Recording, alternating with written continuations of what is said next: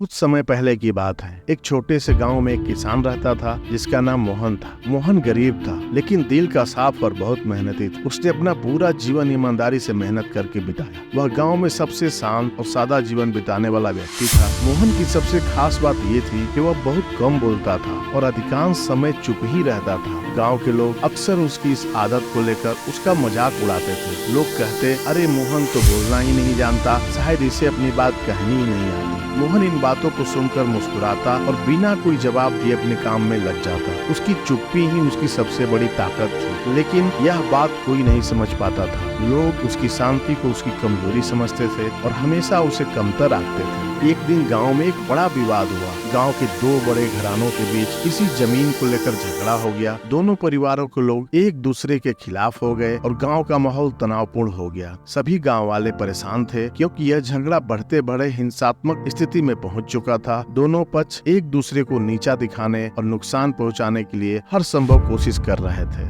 गांव का मुखिया भी इस समस्या से बेहद परेशान था। उसने गांव के समझदार लोगों को बुलाकर इस झगड़े का हल निकालने की कोशिश की, लेकिन कोई भी बीच का रास्ता नहीं निकल पा रहा था। हर कोई अपनी बात पर अड़ा हुआ था और हालात दिन ब दिन खराब होते जा रहे थे। तभी किसी ने सुझाव दिया कि क्यों न मोहन से सलाह ली जाए। लोग थोड़े आश्चर्यचकित हुए, लेकिन सोचने लगे कि आखिर मोहन को क्यों बुलाया जाए। वह तो कभी किसी झगड़े में पड़ा ही नहीं, न ही वह किसी को सलाह देता है। लेकिन मुखिया ने कहा, मोहन गाँव का सबसे शांत व्यक्ति है। वह किसी भी विवाद में नहीं पड़ता और बिना कहे ही अपनी बात लोगों तक पहुंचा देता है। हो सकता है कि उसके पास इस समस्या का कोई हल हो। आखिरकार मोहन को बुलाया गया। मोहन चुपचाप सभा में बैठा रहा। लोगों ने उससे कहा वह अपनी राय दे कि इस झगड़े का हल कैसे निकाला जाए। मोहन ने पहले सबकी बातें ध्यान से सुनी और कुछ देर चुपचाप सोचता रहा। फिर उसने बड़ी ही सरलता से इस झगड़े का हल बताया और ये कहा कि इसका हल तभी निकलेगा जब हम सब चुप हो जाएं। जब तक हम सब अपनी बातों में उलझे रहेंगे, हम किसी भी शांति का रास्ता नहीं खोज पाएंगे। कभी कभी चुप्पी ही सबसे बेहतर जवाब होती है। लोगों को मोहन की यह बात थोड़ी अजीब लगी, लेकिन उसकी बात में एक सच्चाई छिपी थी जिसे सभी ने महसूस किया। उसने सुझाव दिया कि अगले 7 दिन तक किसी भी गांव वालों को इस झगड़े के बारे में बात नहीं करनी है। सबने तय किया कि वे 1 हफ्ते के लिए चुप रहेंगे और एक दूसरे से कोई भी शिकायत नहीं करेंगे। यह एक अजीब फैसला था, लेकिन सभी ने मोहन की सलाह मान ली। जैसे ही गांव में चुप्पी का माहौल बना, धीरे धीरे लोग अपनी गलती पर विचार करने लगे। चुप रहकर उन्होंने महसूस किया कि उनकी नाराजगी एक दूसरे से नहीं बल्कि